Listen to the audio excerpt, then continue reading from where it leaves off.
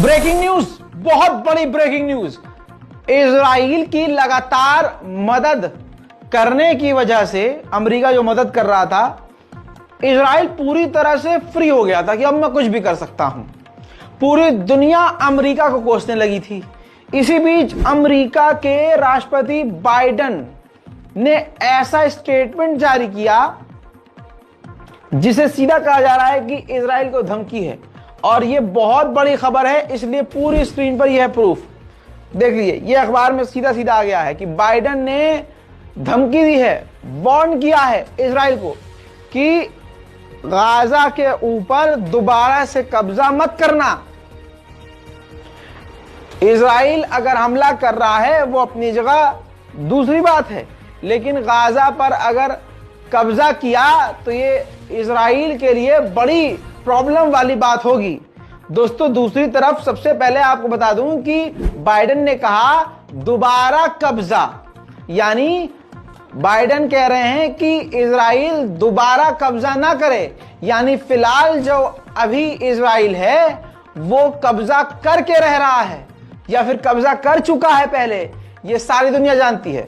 आगे देखिए, उन्होंने कहा आगे कि हम पूरी तरह से इजराइल के पीछे हैं, यानी साथ हैं, और जो आतंकवादी हैं, टेररिस्ट हैं, उनको उस इलाके से निकालना, खत्म करना जरूरी है। उन्होंने आगे कहा कि हमास डरपोक है, वो आम जनता को अपनी ढाल बना रहा है और अस्पताल के अंदर टेररिस्ट छुपे हुए हैं, अपना अड्डा अस्पतालों को बनाया हुआ है। उन्होंने आगे ये भी इजराइल को झटका देते हुए कह दिया कि मुझे यकीन है, यानी बाइडेन कह रहे हैं कि मुझे यकीन है कि इजराइल जो कुछ भी करेगा गाजा के आम लोगों को, बच्चों को नुकसान नहीं पहुंचाएगा।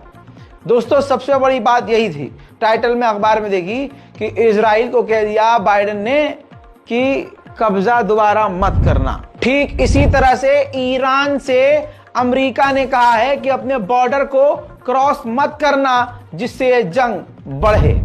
वहीं ये देखिए तस्वीर, गाजा के ऊपर इजराइल ने भारतीय वक्त के मुताबिक सुबह 5 बजे करीब, और गाजा के वक्त के हिसाब से रात को 2:30 बजे करीब, ये देखिए फ्लेयर इजराइल ने दागी है गाजा के ऊपर।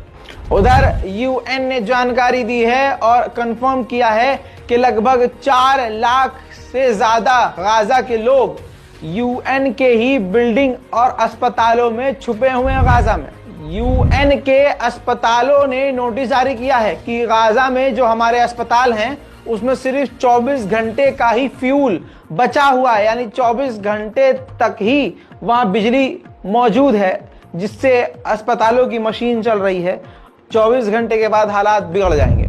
वहीं दोस्तों, बाइडेन ने यह भी कहा है कि हमास को पूरी तरह से खत्म करना जरूरी है, तभी फिलिस्तीन एक स्टेट बन पाएगा।